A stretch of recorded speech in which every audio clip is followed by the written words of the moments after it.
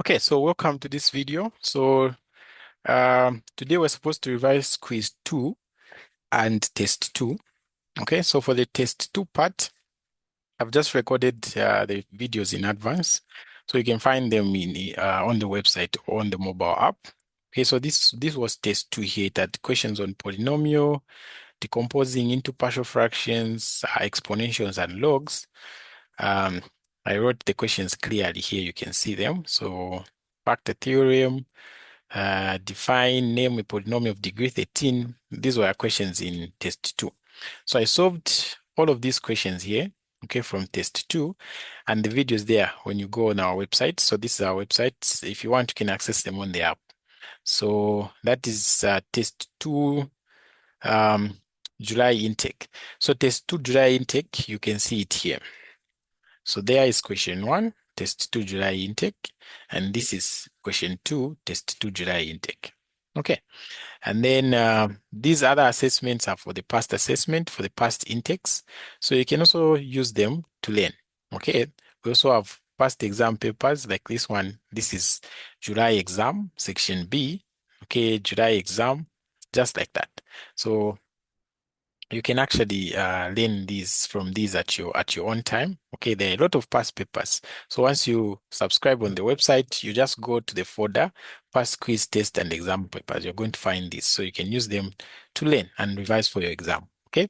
Also, you can check out the tutorial sheets. We solved all the tutorial sheets. Okay. So in this video, we are going to solve quiz 2. So quiz 2 is where? Quiz 2 is here. So this is quiz 2. It was multiple choice questions and it has 10 questions. Okay. So these are the questions that I'm going to solve in this video. So let's start with question 1. So question 1, they're saying which of the following methods, okay, which of the following methods can be used to solve a quadratic equation? Okay, factorization, yes, we can use it. Complete the square, we can use it. Quadratic formula, we can use it. So the answer here is just all of the above. Okay. Question 2, they're saying the discriminant of a quadratic equation helps to determine. Okay, so we know that the discriminant helps to determine the nature of the roots. So in that quadratic formula that we say minus b plus or minus the root of b squared minus 4ac divided by 2a, okay, the discriminant is this part here. Okay, so the discriminant is equals to b squared minus 4ac. Okay, and then when we're learning when we're solving questions from the tutorial sheets, we said the discriminant is less than 0, meaning it's a negative value. Okay, then the nature of the roots that it has no real roots. Okay, so no real roots, or you can say that it has complex roots. And then if d, which is the discriminant, is equals to 0, we said it means that quadratic equation has 2 equal roots. Okay, 2 equal roots, or in short, you can just say it has 1 root. And then if the discriminant is greater than 0, then we know that that quadratic equation has 2 roots. Okay, in fact, you have to write 2 real roots. Okay, and then here you have to write 2 equal real roots. So turns out that the discriminant just tells us the nature of the what? Of the roots. So here we would come and pick option B there, the best answer. Okay, then we go to question 3. So question 3, they're saying if the discriminant is negative, the quadratic equation has what I'm from explaining. So if the discriminant is less than 0, then the quadratic equation has no real roots. Okay, so you have to know these rules when you're solving the questions. Okay, what about question 4?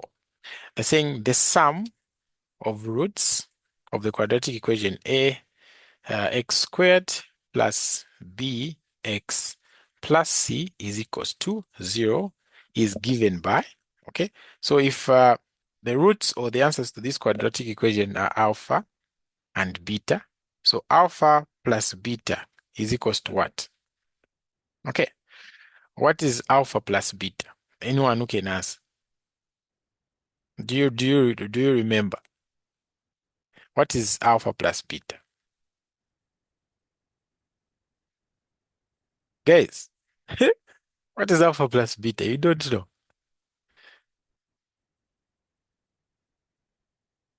Eh? Okay, so alpha plus beta is equals to minus b over a. And then when you talk about alpha multiplied by beta, that's simply c over a. So here on your options there, you're just going to look for minus c b over a. Okay, that's the addition of the the two roots. Okay. All right, we go to question 5. They're saying the products of roots is given by. I'm just from giving. Hey, this quiz 2 was very simple. Eh? They were asking you such questions. So alpha multiplied by beta is c over a. So you choose b as the best answer there. Okay, this guy here. All right. And then question 6, they're saying the graph of a quadratic function is always, okay, the graph of a quadratic function is always a dash. So is it always a straight line? No. Is it always a circle? No. Is it a hyperbola? No. It's always a parabola. So quadratic equation, it will be like this. Okay, or it can be facing down like that. Okay, always. So this here, it's called a parabola. Okay, and then even this one is called a parabola. So a circle, we know it's something like this. So a quadratic equation will never look something like this. And then for the hyperbola, it will be something like this. And then even this side, it's going like that. Okay, so if you have two parabolas, then you call them as hyperbolas. Okay, but that's not a quadratic equation. So a quadratic equation will either be this or that. So it's a parabola. So you choose C as the best answer there. Okay, and then question 7, they're saying if a quadratic equation, okay, opens up, if a quadratic equation opens upwards, okay, the coefficient of x squared is, okay, is it positive, negative, or 0? If I have a quadratic equation, okay, so it's opening upwards like this. The coefficient of this x squared, will it be 0? I mean, will it be positive or will it be negative?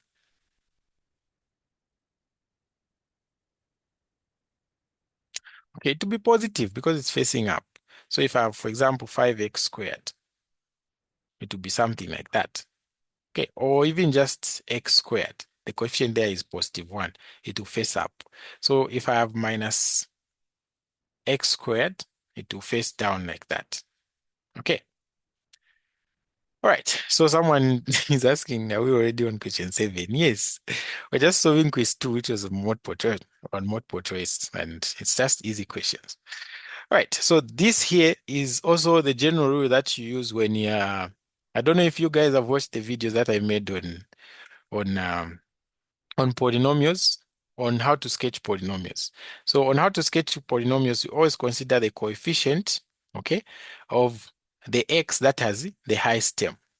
So if this highest term, okay, is odd, and then the a is negative, then your graph that you're going to draw, okay, it has to go up that side and go down this side.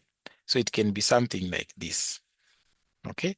And then if the power there is odd, but the a is equals to a positive value, okay, then your graph should go down here and go up there. So it has to start like something like this, and then it goes like that. Okay, and then I'm just teaching you concepts now here. So if ax to the power n, and then n is an even number, okay, this is a general rule of sketching polynomials. Okay, if n is even and then a is positive, then it should go up here. Again, it should go up there. No wonder if I just have x squared, the power is even, the coefficient is positive. So you have this quadratic equation like that. Okay, and then if n is even and then a is equals to a negative number, then it has to go down here and it has to go down there. No wonder when you sketch minus x squared, it goes down this side and then it goes down like that. Okay, so these here are basically the 4 rules that you use to sketch polynomials. So once you factorize them, you plot your x-intercepts, okay, and then just ask yourself, the degree for the highest power on x, is it odd or is it even?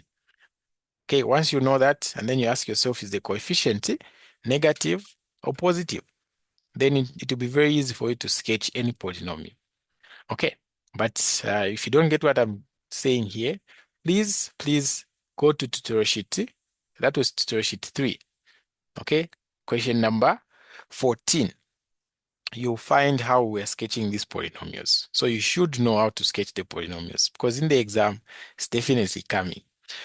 All right, question 8, they're saying the vertex of a parabola represents, okay, the vertex of the parabola represents, okay, it represents the maximum or the minimum point.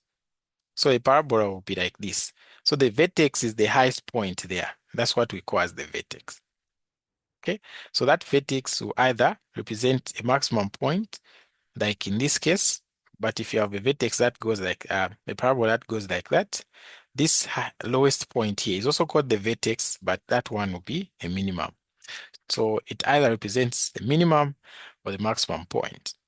Okay, and then the other question that is common about this is that they'll ask you for the line of symmetry. Line of symmetry. Okay, so the line of symmetry is simply the x-coordinate of a turning point. So for example, if this is 2, 5, so the x-coordinate x is equals to 2. That becomes the line of symmetry. Why? Because when I draw a line there, it will cut this parabola into 2 equal half. There will be this half that is on the left, and then there will be this half that is on the what? That is on the right. Okay, so in case they ask you the line of symmetry, just know it's the x-coordinate of the turning point. And then we look at question 9. They're saying the remainder theorem states that if a polynomial fx is divided by this, then the remainder is f of a. Okay, so you just get the factor there, x minus a, you equate it to 0, then you solve for x. So now, in this polynomial here, okay, you're just going to put, wherever there's x, you put this a. No wonder I came up with f of a. Okay, another definition that you have to know is the factor theorem. So factor theorem says if x minus a is a factor of f of x, okay, then f of a should be equals to 0. Okay, meaning that the remainder should be 0 when this guy is a factor, because it will be going into that polynomial. It will be going into that polynomial without leaving any remainder. So the remainder is 0 there. Okay, so you should also know this definition. It was there in test 2, okay, for the factor theorem. And then for the remainder theorem, again, you know. All right, let's look at the last question. Oh, I've already said it. It's the one for the factor theorem. So here they're saying the factor theorem implies that a minus x minus a is a factor, okay, if f of a is actually equals to 0. Okay, so you should know those things. Okay, should know those things. So yeah, so that is it about this quiz 2. So we are revising 2 papers today, quiz 2 and test 2. So for test 2, which is this guy here, I've already made a video and I've shown you guys. So when you go on the website, this is the folder for the past papers. So test 2 July intake, where is it? So test 2 July intake, it's here. So this is question 2 there, and then that's question 1. Okay, so you can watch those videos at your own time for test 2 July intake. And then for the quiz 2 is the one that we're doing now. Okay, and then for the test 1 and the quiz 1, we're doing it tomorrow. Okay, so tomorrow we'll do quiz 1 and test 1 so that we can start going through the past papers. Okay, so the plan is today I've done quiz 2 and test 2, right? So tomorrow we are going to do test 1 and quiz 1. Okay, so that tomorrow is Saturday, right? Yeah. So that on Sunday I won't be available. So that on Monday we start going through the past papers. Okay, the exam past papers. So if you have any exam papers with you, just scan them, send them so that we discuss them. And then all the tutorial sheets, you already know that I already solved all the tutorial sheets for math. So you can go in that folder for the tutorial sheets. You can watch any video that you want, as well as for this course, chemistry. Okay, so for chemistry, again, I solved all the tutorial sheets. So we just have to finish up with the revision for the assessments. Then we go to the past papers. Okay, so for the assessment, I only did test 1. The test 1 video is already there. So we'll see on Monday how we can plan. We have to do quiz 1, quiz 2, and then test 2. Okay, so once we do this, we can go to the what? To the exam papers. Okay. Okay, so someone is saying tomorrow is Monday. We already what? We're already in a Sunday. Good morning. Oh, today was Saturday. Okay, okay. So tomorrow is Sunday. Anyway, I'll make time. Yeah, because I want us on Monday we start the exam papers. Okay, so don't worry. I'll make time tomorrow. We do test 1 and quiz 1 for math. I'm not sure if I have the paper for the quiz 1, so you guys should look for it. I'm assuming by now you've been given the marked scripts. So just scan the quiz 1 and then send it to me. The test 1, I already sent it for you guys in the group. Okay? So that's what we're going to do tomorrow. I'll communicate the time. All right. So thank you so much and have a blessed night. I don't know if it's a blessed morning now.